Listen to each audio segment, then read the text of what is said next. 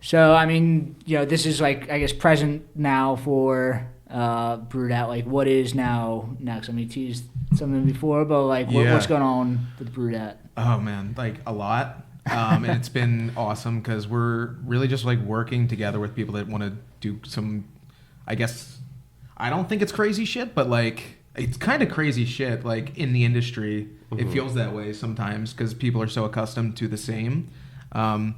So one of our next event, and we can talk about like times because this is coming out pretty soon.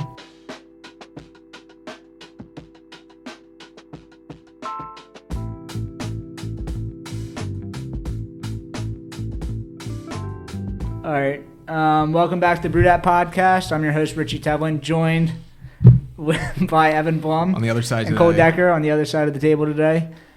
So we just wanted to do a little catch-up episode today. We had someone pop a tire on the way here, unfortunately, but we will get them on. So I guess you guys don't need an introduction, but you guys just want to fill us in what's been happening with BrewedAt in the last couple of months. Yeah, it's been busy, although you might not know that from just like our social media output at this point. Yeah. But things have been really busy and all in exciting ways.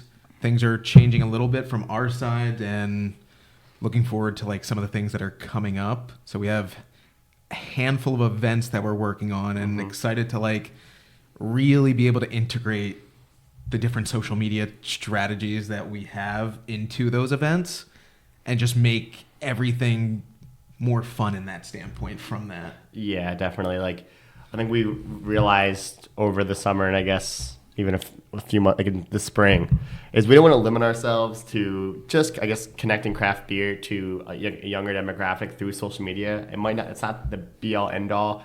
Experiences are also amazing in these events, and like finding these other super cool ways of bringing the craft beer and like getting people in the door other than just through social media. So let's take a look. I mean, it's been probably 6 months, 8 months since like we touched about what you guys were doing. So in the last little bit, I mean, the big things are the passport and the scavenger hunt. Yep. Can you talk a little bit? I mean, those are both like whole unique things that I've seen and kind of in the industry. Can we just talk about them and then like from those, then we'll like, because I feel like what you're doing now is exactly what you're saying. Is like has built off what you guys did in the last couple of months. Yeah, it absolutely has. Like the passport and the scavenger hunt have kind of like just opened eyes and shaped kind of where we're seeing things that work really well on bridging gaps. But yeah, the passport wrapped in, I believe, June. Yeah. We had a ton of interaction. I think we sold about like 170 tickets for our first event, which was like super exciting. Yeah, just to jump in there, just you never know. Like when we started the like crafting in Philly, like I was just so pessimistic. I'm like, I don't know. Like I feel like we're gonna look like at the ticket sold, it's gonna be like 5 over the entire event. It's all gonna be our family members. Like you just never know. But there was definitely a hunger for something like this.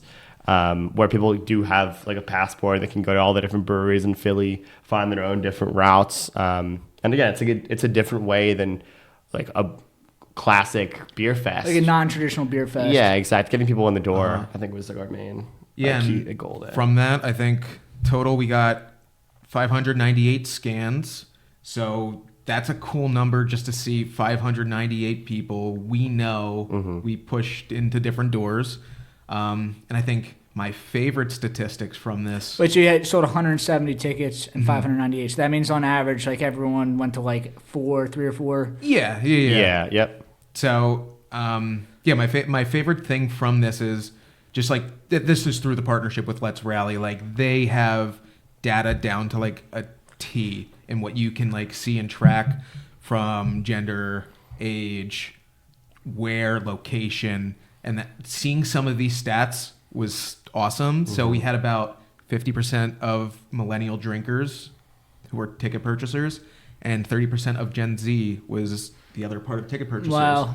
So that was like really eye-opening, I guess, because 30% is a large number than our second highest number. So it's super cool to see. I mean, those that. numbers are much higher than what probably the industry has seen as far as their customer base. Yep. I would imagine that. And it was like super cool and like reassuring to see that. and then even seeing the different beer styles because we had a track on that. Yeah, it's and true. this is something I love. Sours were the second highest beer not purchased, but used for crafted in Philly behind IPAs. And I don't have the lines of this, but if I'm a betting man, Gen Z being the second highest group and sours being the second highest beer, I feel like there might be some correlation. I mean, 100%. I mean, you see what their drinking habits are. These iced teas, the seltzers, these artificially flavored fruit juices that are alcoholic. It's just like, I mean, that's basically a sour. Mm-hmm. Yeah, for sure. Yeah, it was cool. Like seeing like on Reddit on like r/Philadelphia, someone was like, "Does anybody know anything about this crafted in Philly thing?" And it was really cool seeing the comments and kind of having that like outside in look into like what people are saying about the event. And one guy had this whole thing like mapped out. He had like literally the like optimal routes to go, like the distance, the public transportation to get to these specific places. And we're like, if we want to do that work for us, like go for it. I mean, it was super helpful to like, you know, for that person, I'm sure. So it's cool, you know, like it's beyond just likes, but you know, like craft beer is all about, for me, is all about like being a part of culture. And, you know, like when you see people doing this like on their own accord, then like you're actually making it like yes, exactly. You're affecting something. You're not just like putting this out and people are liking it. You're like people are building upon it. Yeah, for sure. And I think it's probably something we want to do again in the future. I mean, first time, that's incredible. It's like, you know, the first time is always the slowest. Like whoever's doing a beer festival, whoever's doing anything, it's like it's always you have to show people what it is before then they buy it the second time. A lot of people like, you know, there's a lot of people that follow the crowd, and there's, you know, like you can show people that like, look, this was literally the first time you had this much turnout. Like think about what the next time is going to be like. That is so true. Yeah, because we're just like kind of slowly starting to build that trend, and there was definitely a lot of people I think that maybe purchased their tickets like midway through the last month, and now they're aware of what's going on. They can inform their friends as well. And, you know, we learned so much from the brewers, from the people that were doing the event, and like ways to just improve it for next time. So it's really exciting. I mean, just having done it when it just felt like it was impossible, it was like an impossible mountain to climb, and now establishing it a bit and now doing it again, making it better. I think it's just so cool, like a different angle on a, you know, beer festival, something that like most people like can't, you know, they're like, how should we do this beer fest differently? Like, let's make it more of a concert. Yeah. Is that really that much different? Yep. You know, like is that truly something different than just a normal beer fest? Yeah, we're hoping so for sure. Yeah. So that was fun. So you had that, and then you had the scavenger hunt, right? Yeah. I mean that, and the Eric the Puzzler thing was also very cool. I mean, the turnout of that was like great, and like, you know, like, I mean, he's so cool that like so many people jumped on that like immediately. Yep. It was so fast, dude. Yeah, like within how long was it? Oh my god, I don't even know. Like 15 minutes.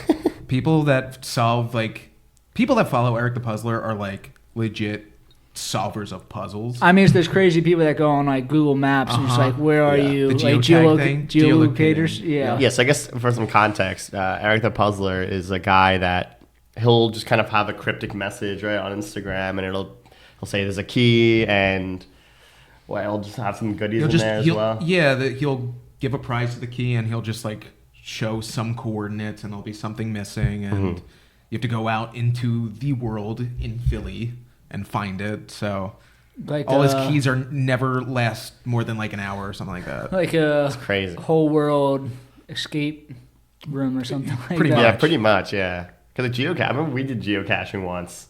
Remember like I thought it was like so cool when I was like in high school, and I was like, guys, we're all gonna get together, we're all gonna go geocaching. It was a great idea, and we were just no, I don't know. Do you know what geocaching is? Yeah, I've done it a couple of times. Okay, nice. Yeah, we sucked. Well, I don't know if it's we sucked or there just wasn't anything actually there. We might have also sucked, but it was like a sign. What was like a sign outside of a development like near us. Yeah, and so in our neighborhood, so we were just looking around the sign. Like it was like 5 of us, like just walking around the sign. This is like 9 p.m. at night, like really dark.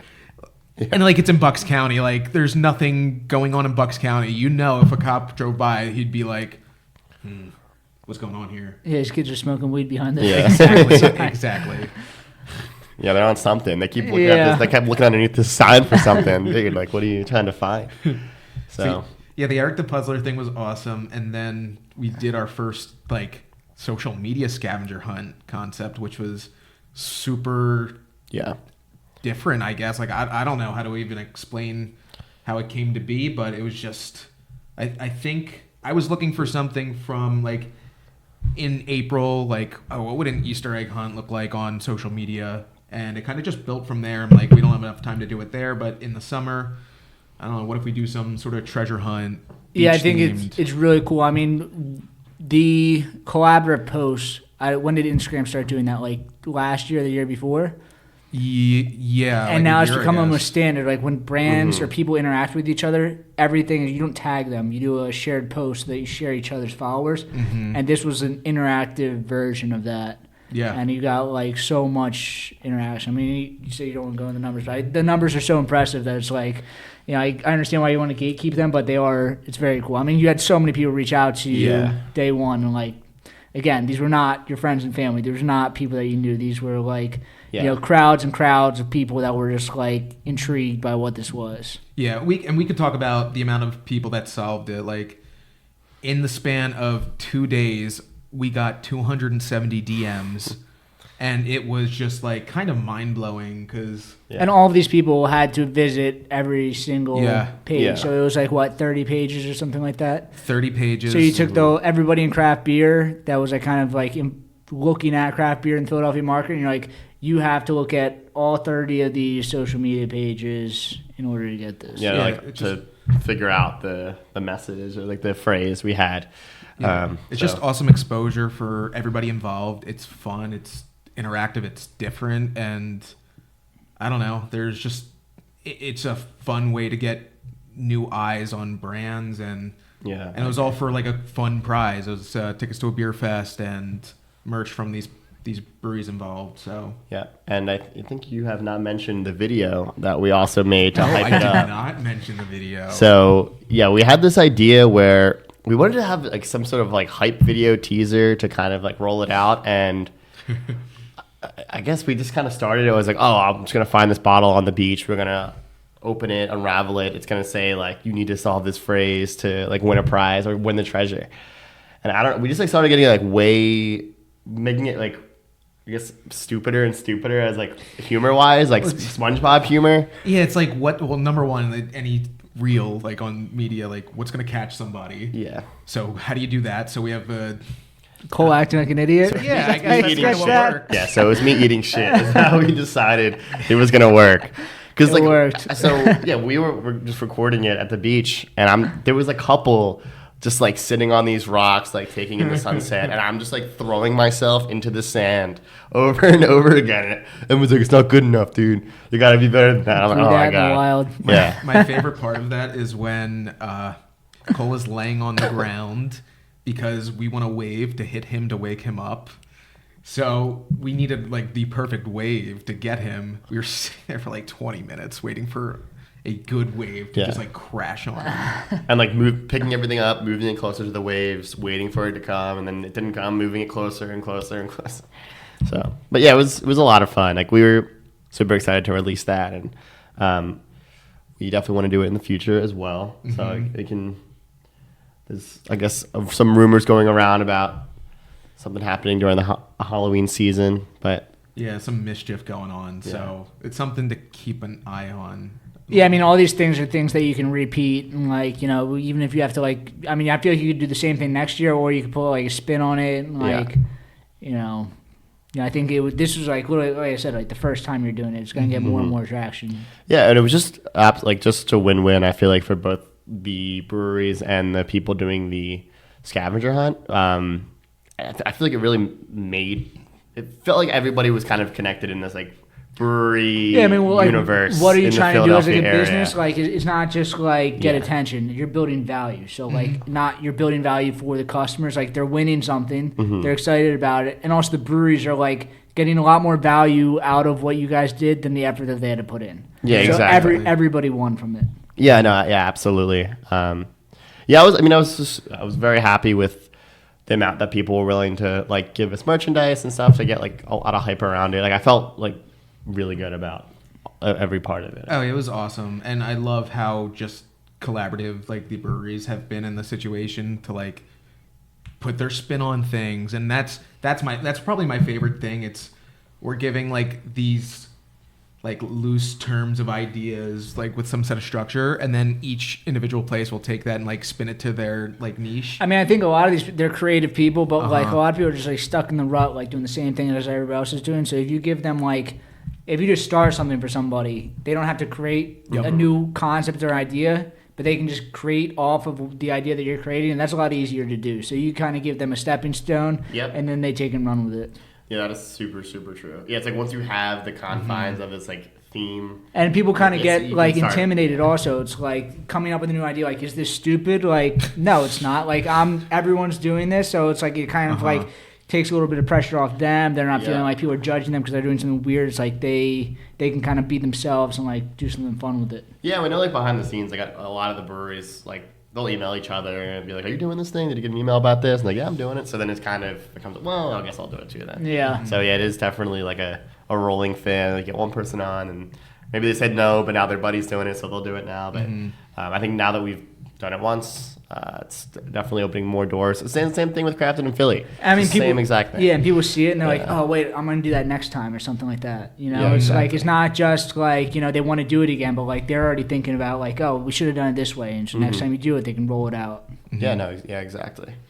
So I mean, you know, this is like, I guess, present now for BrewedAt. Like, what is now next? I mean, you teased something before, but like, what's going on with BrewedAt? Oh man, like a lot. And it's been awesome because we're really just like working together with people that want to do some, I guess, I don't think it's crazy shit, but like it's kind of crazy shit like in the industry. It feels that way sometimes because people are so accustomed to the same. So one of our next event, and we can talk about like times because this is coming out pretty soon. It's going to be on October 4th. We're doing a event with the Boozy Mutt and Nutmeg and Oak, who is a experiential marketing company out of Connecticut, but from Philly, and it's moving back to Philly. So she's going to Vanessa is going to be putting on some really cool things. And we're doing one of her single sips dating series. So we're entering the dating verse, I guess. Yeah. Sex sells. Yeah, I mean, like, obviously Tinder and Hinge is like really hard for a lot of people, and like just trying to get through to somebody through messaging is like impossible. I feel so. Vanessa had this great idea. I mean, she's dealt with like insane. I mean, you've seen going off this. Pitch a Friend right now is the hottest thing in Philly. It's going around every single bar goes to. It's like the coolest thing ever, and I think people they're expanded too. They're tired, like. Yeah. Tinder and Bumble and all that stuff was like very cool when it happened. Yep. You know, like this was a cool way to do it. But I think a lot of people are like, they're tired of having the same 8 conversations with like 35 different people, dating 35 people different ones. People want like an organic way to meet somebody. Definitely. And it's like, same thing we were talking about before, like Gen Z wants experiential stuff. Yep. This is a very Gen Z thing to kind of get into. Yeah, absolutely. I mean, yeah, like just to kind of go into your point about Hinge, like Vanessa was showing us like some of the messages that she would get, and it was just like the most like outlandish shit ever. So she was like, "Fuck this, I'm done." So I think it was a little born out of just exhaustion from that, but basically it's just gonna be kind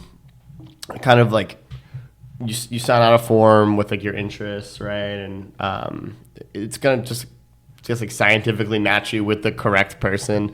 And it's also going to be beer tasting, so that's where BrewedAt comes in.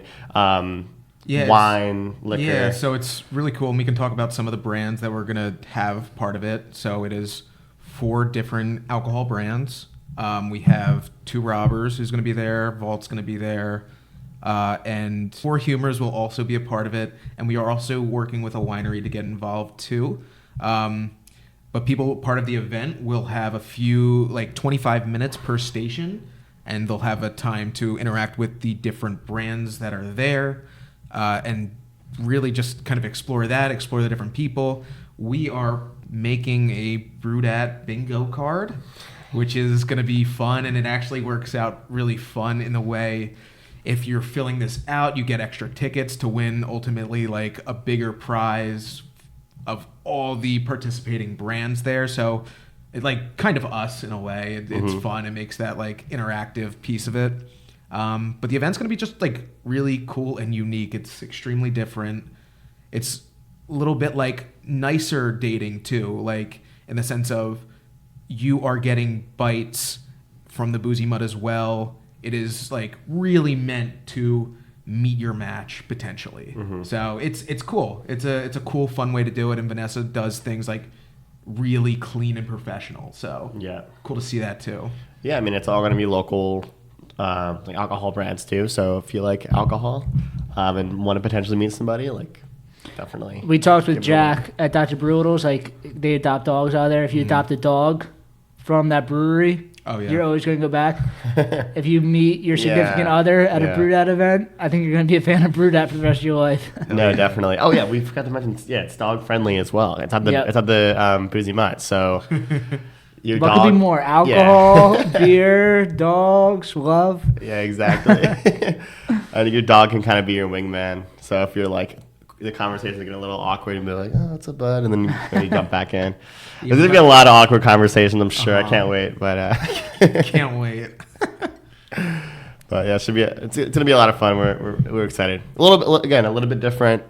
Just trying to get craft beer and like local. Yeah, that's like cool because I don't know what are different ways to input like beer into unique ways. So. Yeah, I mean, we had talked about this before. It's like you can't just have social media. Like BrewedAt started as like what is Gen Z, and it was social media, but the root of it was like Gen Z is not connecting with beer. Yep. Or beer's not connecting with Gen Z is what I should say. So like, part of it is like a lot of it was they just weren't speaking the same language, social media, but then also it was like this experiential factor that like you guys have found a way to like not just have social media be the forefront of it, but social media is a tool that you guys are using to then create these situations. Yeah, exactly.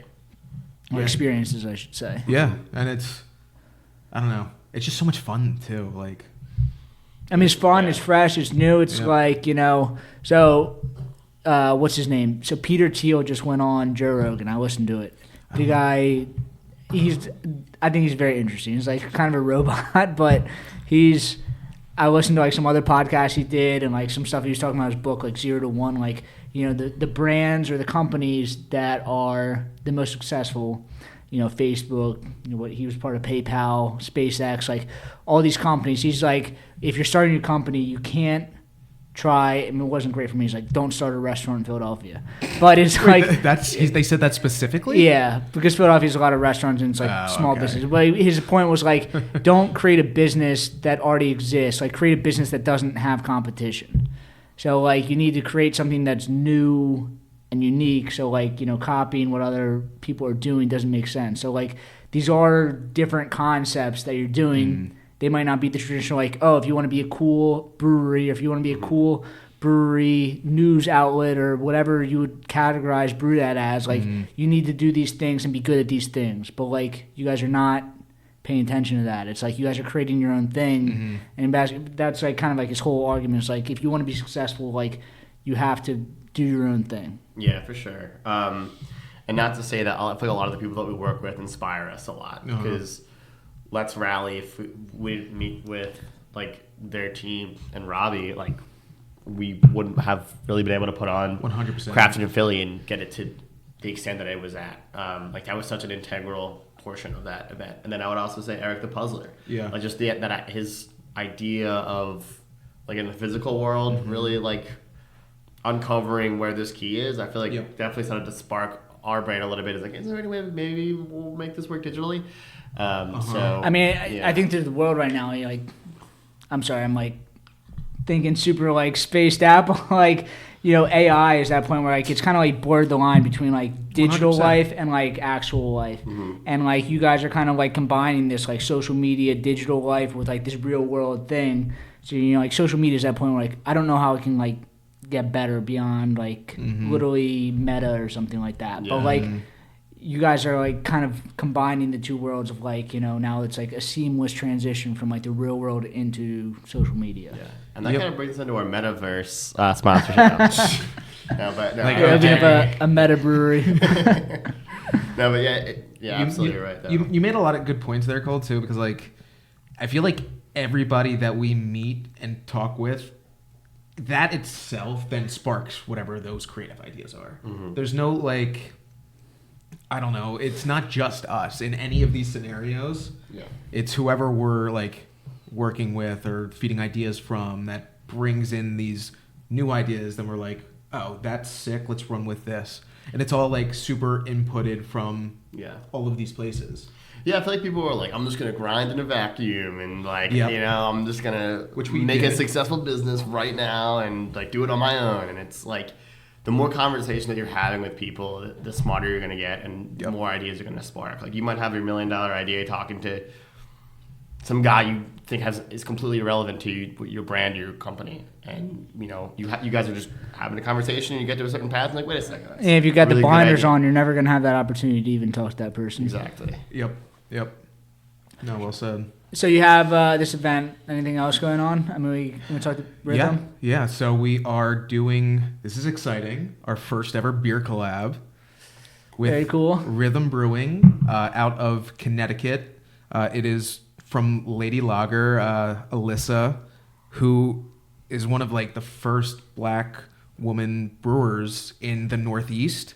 And She's also a very cool story. We're talking about doing something different. Like she is, I don't see her on traditional like beer stuff. No. But she's in LinkedIn. She's in Forbes. She's in like all these traditional news outlets that aren't normal like craft beer outlets. And she's doing great. But she's like not taking the same approach that everyone else is doing. 100%. Cool person. Yeah, she's just a really cool and fun person.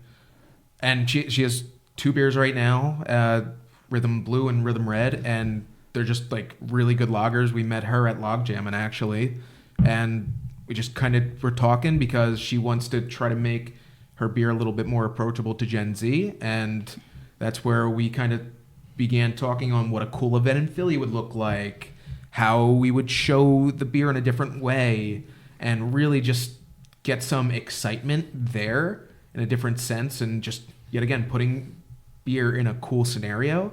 So we're having a sick band called Eaglin, who's also really good friends of ours, that are going to be performing, and it's just we're going to try to pair them with the beer and make something really fun out of it. Yeah. So this event's going to be taking place at Stone's Beverage as well. Very cool. So- Shout out Nick. Yeah, shout out to Nick. Hey, Nick's awesome. look. There you go. Yeah. So it's going to be even like that's even cooler. Like it's going to be taking place at a beer distributor, Yeah. Super cool. like underground type feel. Like I mean, we It's the best, when man. Nick came on, like we talked to him, it was like his brand feels almost like a brewery, not like a beer distributor. It's a very, very cool beer distributor brand that he's creating. It's like, and you know, like doing some stuff like this because he's done other stuff like this where it's like he's also like what you guys do, not thinking traditionally, like stepping out and doing these like cool, unique ideas. Like you don't know how this is going to turn out, but Yep. you know you have to kind of take try these it. risks. Yeah, and I was like, I think having a concert at a like beer distributor is just pretty cool. Like I don't know. If I've you've- never seen that before. Yeah, if you've done like So Far Sounds, like it's an app where you have to kind of apply to go to a concert, and they tell you like 24 hours before like where it's going to be, and usually it's at a brewery or something, or just like in a garden, or I don't know, But I mean, it is like it's super cool to have it in a beer distributor. You're gonna have all of the all those colorful cans, all the and- different cans. Yeah, like- it's a super cool environment, especially the new Stones location. and yeah. I mean, it's beautiful. Dope. Yeah, like he went off on that. So it's super exciting, and Nick is definitely the best. Yep, and the cool thing for this is it's going to be a free concert too. So people are just welcome to pop in. We'll be like selling merch from different places, and you'll find our collab beer there. So Your collab. I mean, they have lots of. I think since they've come on, they've brought on Widowmaker, which is like a type Okay. brewery. You know. okay, You know, they're doing great Stone. So like, I think it'll be very cool to kind of see like as much as he came on the podcast, it's like it's another step of like doing an event there. Also, I think it's very cool to kind of sure. pair your brands together with Rhythm. 100%. Yeah. It's just a lot of people that are super like open to like crazy. Yet again, I don't think they're super crazy, but traditionally it's a different type of approach to things, and it's just They're not let's have crazy, fun. but it's like Yeah. I think it's the right approach. Yeah, I mean, I just love the name of the brewery too, Rhythm. It just has such With the music too. So, so many opportunities to like partner with different musicians. I think is a ton of opportunity there for sure. So I'm very excited. Love music, love beer. It's going to be a very fun event. So yeah, that's all I got on that one. Yeah, I mean, I think all this stuff we were talking about, like, you know, where this, you know, the kind of the direction of BrewedAt and all this other stuff. So like we've mentioned it a couple of times, but like the Gen Z.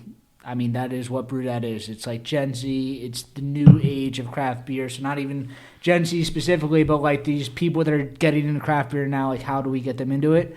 And, you know, what you guys are doing, like you've seamlessly kind of transitioned between like social media and experiences, almost these like real life escape rooms. And it's like, I don't know, not free experience.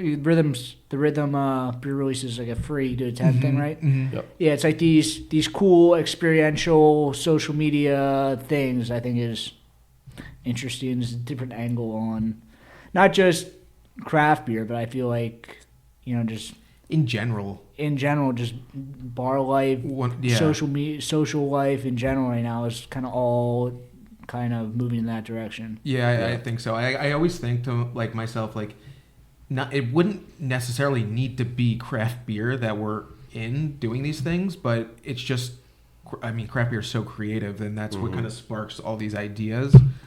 But like, this is just a directionally what a Gen Z world will look like. Yeah. So it's, I mean, I think it's what it does look like, but I think craft beer is not part of doing this feeling a lot. That yet. Yeah, which is kind of crazy because, like, you know, craft beer is the creative, like the cutting edge. Like, it's supposed to be on top of everything. It's supposed to be small business, very, you know, like, you know, agile, like being able to like fit in with what's happening. Like the fact that it's not touching on these things is like kind of crazy. I think it's not looking at the future enough. Yeah, the alcohol industry is just so fast moving. It's crazy, for sure. Like you need, I think, eyes on your brand pretty often just to keep updating and seeing where the trends are going. And I mean, obviously staying true to your brand, but figuring out ways to kind of align where the trends are going with your brand. And, you know, hopefully we can make it easier for people as well. Sick of your POS system being a POS? POS Specialists, powered by Heartland, have been the experts in cutting-edge POS technology for over 20 years. But they're not scriptwriters, so they let AI write their script. Thirsty for a delicious deal? Feast your eyes on our tastefully crafted point-of-sale system. From order up to cash out, this POS is the coriander spice your brewery needs. It'll have you saying, Prost. Yikes. See? That's why they have a 24/7 live phone support, not chatbots. Their experienced project managers will program your POS, train your staff, so you can just focus on the beer and not worry about the AI. Ask about their free processing options, handhelds, and online ordering. Email kevin@posspecialists.com. Mention BrewedAt and get $500 off your install. Email kevin@posspecialists.com. As I'm sitting on the beach and I'm drinking Cape May Brewing and I'm looking at the can and they have, I think it's like the flavor profiles. They have like what food pairs best with and like vibe, like best to drink on the beach, best to drink after like mowing your lawn. I think that was like literally one of their recommendations. And then I look at other beer cans and it'll just say like Cascade hops and certain kind of barley. And I feel like it's only serving to like the 1% of beer drinkers, where like that information just is not super valuable to people that aren't super locked into the industry. So what are your thoughts? I whatever you're describing, I hate it. It's like if you look at the Human Robot.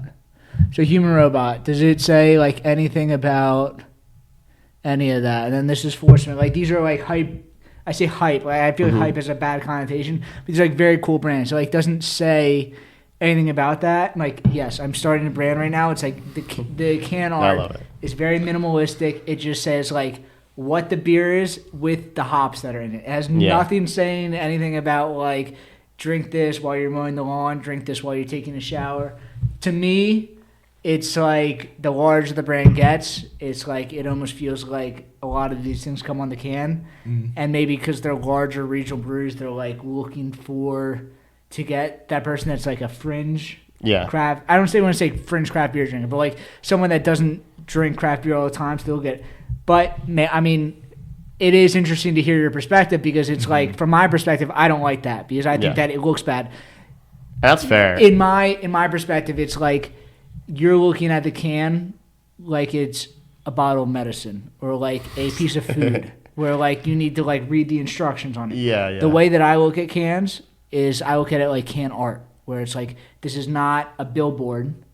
This is literally, it's a painting. It's a piece of art. So it's just like the beer is a piece of art within this thing that is like a painting or something else on top of it. It's like something kind of unique, but I think it's part of the experience, like not having that on there. I think having that on there takes it from like a Michelin starred restaurant where you're just like, taste this, I don't know, piece of meat that looks like a rock to like, you go to TGI Fridays and it's just like lists like the nutritional value on it. It's like, I think that it's just kind of different types of beer, I guess, that you're going for. Yeah. But in my opinion, like I like the beers that are just like, and I'm saying this as like someone who's been brewing for 10 years and went to brewing school. Like I know what these hops taste like. I can see your perspective where you're like, who the fuck knows what Kush or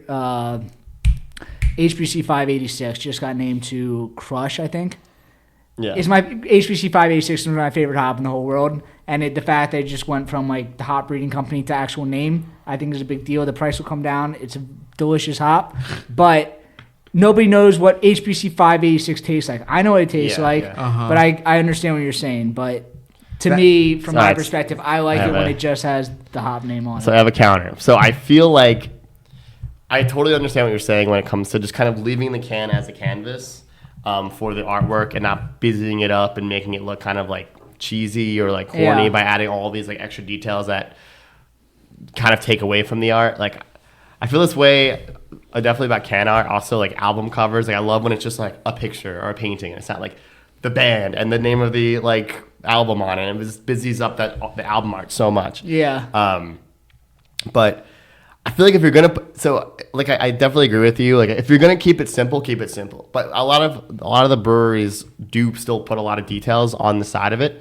So I feel like if you're gonna make it busy, and you're gonna add like a picture of a hop and a picture of the wheat or the barley on the side of the can with the name of it, at least make it something that's more useful to the consumer, and I'll with informing their decision. Yeah, I'm gonna jump in there too because like.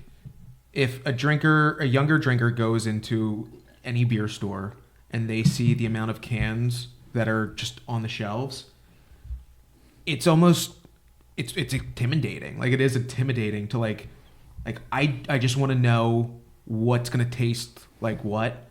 And then you have a lot of hops or you have to actually read through the labels and like dig deep into craft beer. And it's not necessarily a bad thing. But it almost feels like it's an isolating thing in certain scenarios. I think craft beer is like 20 years behind wine. So you wouldn't go look at a wine bottle and say like Chardonnay tastes like this, but like it's just all white with like the name of it and be like, why doesn't it say pair with oysters and drink while you're pre-gaming before you go play cricket or something? It's like I think. We're maybe in this transition phase. I think probably beer in the past, maybe like 10, 15 years ago, you had to do that. But I think hopefully, I don't know. It's also like kind of the size of the brewery. Like the breweries that are hyper local are going after that, 5% of the industry. Yeah. But maybe the people that are Cape May is an enormous brewery. You got to walk into like a beer shop and you're gonna be like, I'm looking for this kind of beer. And it's like, well, like we have this great selection, like kind of like fine wine. Yeah. I mean, you really could. Yeah, but shops are like that sometimes. Yeah. Some of them. No. Oh, yeah, that's true. Yeah, we can like ask the guy. It's like, well, I'm kind of like feeling this kind of beer.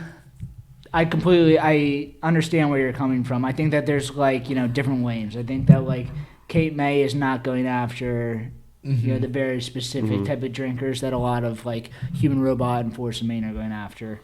That's super true. I think that they both put Cape May and Force of Maine and Human Robot all put great thought into what they were doing, and they did it in a very specific manner. I think that they thought about the other side too, and like, no, we want to do the specific way. Yeah, for sure. And even if you list just like it's a stout and it says like coffee plus like toffee or something like or like a chocolate, just like in like small like clean font, so it's not super busy, but you're like informing the drinker of like what they're gonna like crack into.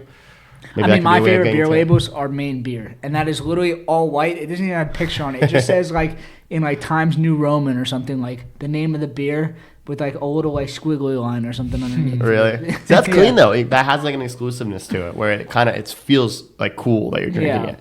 So it definitely goes both ways for sure. It does. It definitely does. I just for me, like with 10,000 breweries in the U.S., there's gonna be. I feel like a lot of them are trying to do one classic, yet again, like this is what a brewery looks like can label. Mm-hmm. And that's something that I don't see meshing well with Gen Z. I could be completely wrong. No, I agree with you. Yeah. But maybe that's why sours might sell well. I mean, because they'll say like citrusy blueberry sour. Yeah, I think 5 years ago, if you had a label that looked like this, you would just automatically sell no matter how the beer tastes. But now, that's true. I mean, with AI now, you can just say, make me a cool beer label, and it'll give you a cool looking beer label, but it's going to look like everything else. I think Gen Z specifically, because they're coming up in this age where you have all this access, it doesn't matter if it looks technically worse. I think they want something different, and I think that like they're smart enough to realize, what's something that's just like generic, even though it's nice, and what's something. I think that they're almost willing to do something that's like it might be worse, but it feels more authentic. Mm-hmm. Yeah, without a doubt, it's authenticity for sure. I think that's huge. Yeah, that's gonna be really big. Probably like you said, like the can art industry for sure, because I feel like AI is never gonna step in there, and you're gonna be like, I'm so sick of all these AI can art. It's gonna be so. I'm really sick of I don't want to think about looking at the all the. You were so right. I'm sick of AI photos. Beer on like Instagram. Every time I phrases. look at them. Yeah. Like, instantly. I have some AI photos on my Instagram, but there's my illustrator.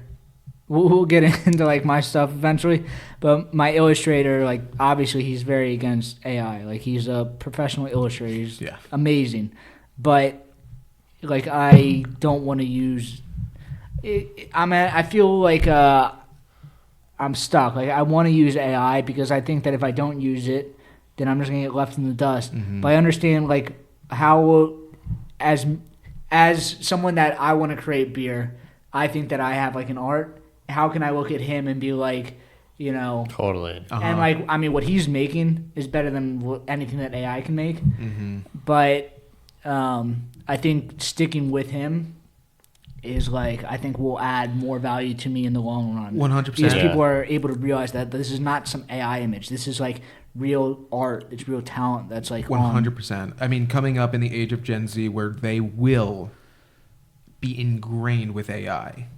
They are going to know, without a doubt, if something is AI or not.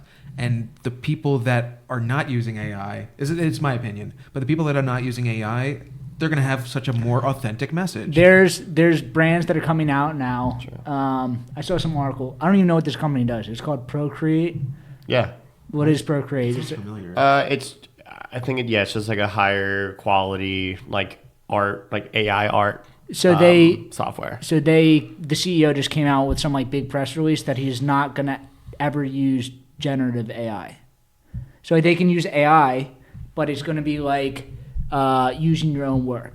So Monica uses AI when she works sometimes. It's using her own things to like touch up little bits and pieces of what she's working on. We all use it. But but using just generative AI to just create some random image is a lot different than like you using it as a tool to like enhance what you're doing.